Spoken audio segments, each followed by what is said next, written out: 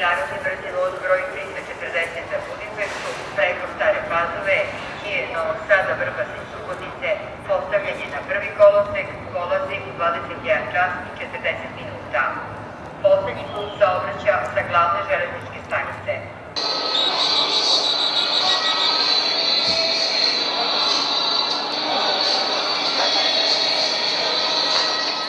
Glavna železnička stanica u Beogradu ugašena je posle 134 godine. Promena glavne železničke stanice u Beogradu neće uopšte uticati na odvijanje železničkog saobraćaja.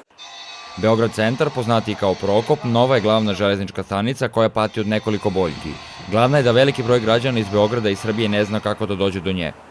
Mi nemamo centralnu železničku stanicu, niko ne zna u Srbiji. Evo sad da 99% građana Srbije ne zna koja je glavna železnička stanica u Srbiji. Do nove glavne železničke stanice Beograd centar stiže sa autobusima 34 i 36, kao i trolejbusima 40 i 41 koji prolaze u blizini. Dolaskom na Prokop zatičemo neobičajno mali broj putnika na stanici kojom je počelo da se obraća 195 vozova. 36 autobus, autobus zvani Želja, znači peške bi pre stigla nego autobus. Treba da bude odmah negde na ulazu informacije, to nismo primetili da ima, zaista.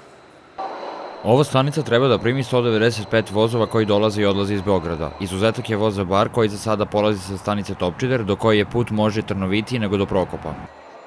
I dok putnici uče kako da pronađu željeni voz iz Beograda, stara železnička stanica će biti pretvorena u muzej. Do tada je u funkciji prostora za reklamiranje Beograda na vodi.